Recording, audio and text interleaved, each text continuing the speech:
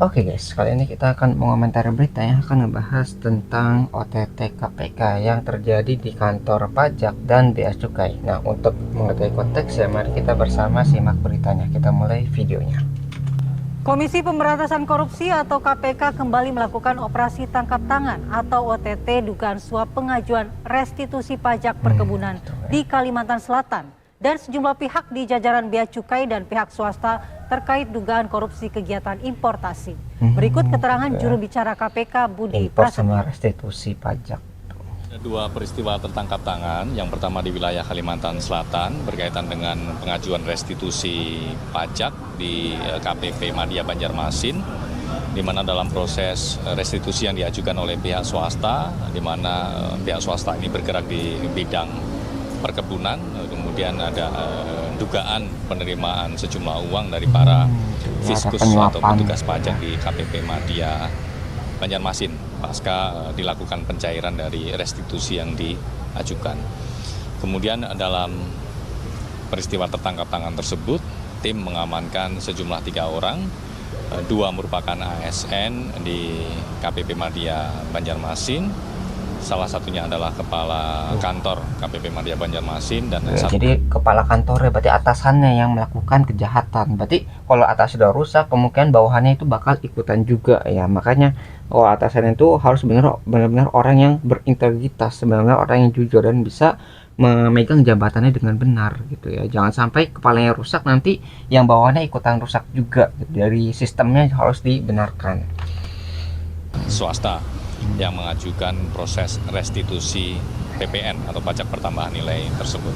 Karena selain pihak-pihak yang diamankan di Kalimantan Selatan berkaitan dengan perkara restitusi pajak ya, kemudian KPK juga hari ini mengamankan sejumlah pihak dari bea cukai dan juga pihak swasta dalam dugaan tindak pidana korupsi berkaitan dengan kegiatan importasi. Di mana dalam dua kegiatan itu juga KPK mengamankan sejumlah barang bukti yang kemudian nanti mendukung untuk Menteri Keuangan Purbaya Yudi Sadewa menanggapi OTT KPK kepada pejabat pajak di Banjarmasin dan bea cukai di Jakarta. Purbaya mempersilahkan KPK melanjutkan proses hukum dan tidak akan melakukan intervensi. Purbaya juga menilai ini merupakan langkah awal dari pembenahan pejabat di Kementerian Keuangan yang saat ini pimpinan.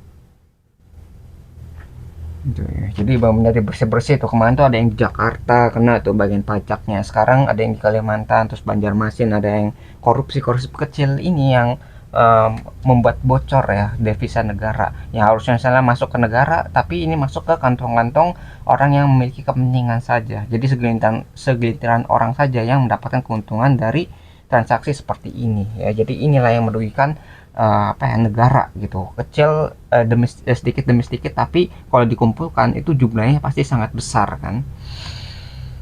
Ya biar aja kita lihat apa hasilnya OTT itu. Kalau emang orang pajak dan bea cukai ada yang bersalah ya harus ditindak secara hukum sesuai dengan peraturan undang-undang yang berada. Kan itu justru merupakan titik masuk untuk memperbaiki pajak dan bea cukai sekaligus. Kemarin kan bea cukai udah saya obrak-abrik, kan yang dapat yang dipinggirkan udah terdeteksi emang sebelumnya memang ada sesuatu yang ada di situ. Tapi kalau misalnya masalah uang itu biasanya kan ada data yang masuk dan yang keluar. Kalau misalnya nggak balance ya, nggak seimbang, itu pasti ada sesuatu yang janggal atau ada sesuatu yang salah.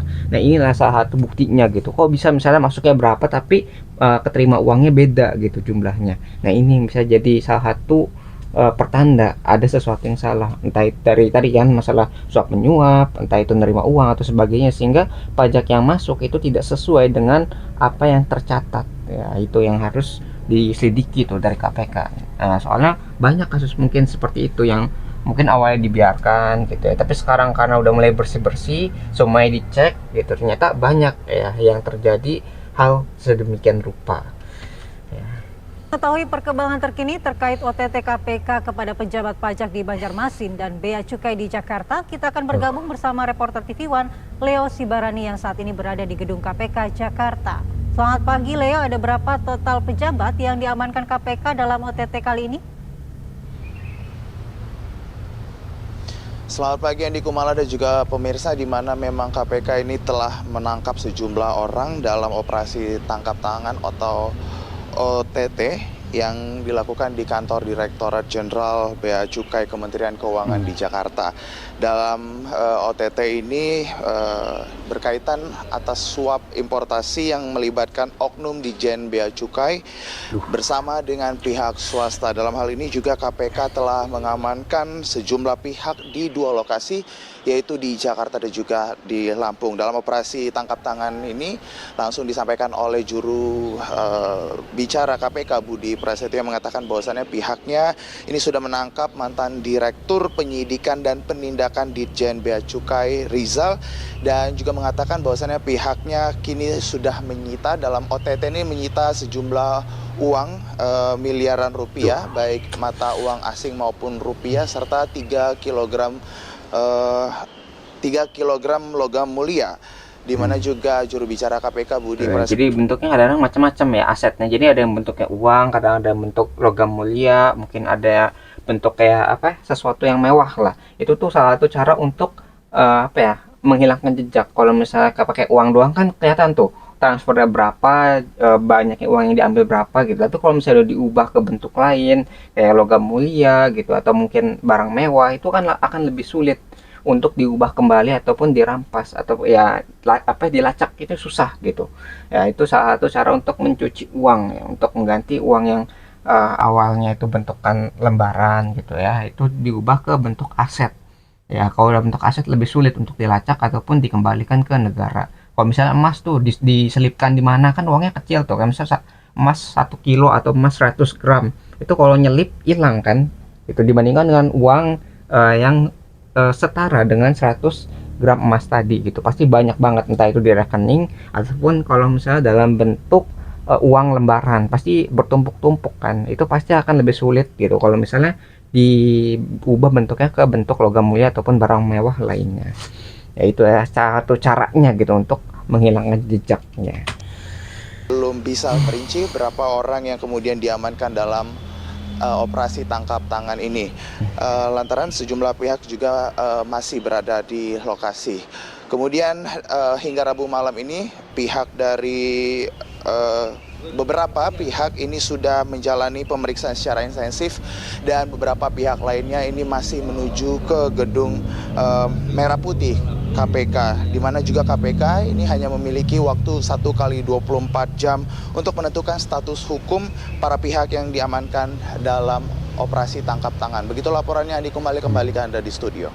Ya Leo, lalu bagaimana status hukum yang saat ini ditangkap? Apakah masih terperiksa atau sudah ditetapkan sebagai tersangka? Jadi statusnya.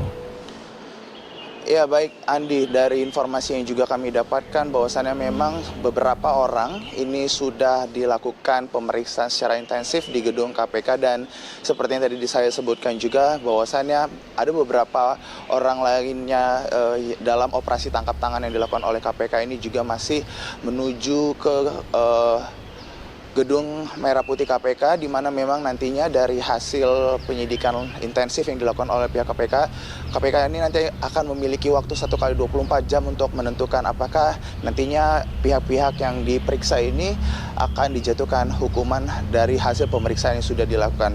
Namun kami belum juga mendapatkan berapa jumlah orang yang sampai saat ini pihak KPK sudah lakukan pemeriksaan secara intensif di gedung KPK, dan juga nanti ada beberapa orang yang akan menuju ke gedung Merah Putih KPK untuk melakukan secara intensif pemeriksaan yang dilakukan oleh pihak KPK dalam operasi tangkap tangan yang dilakukan oleh pihak KPK. Begitu Andi.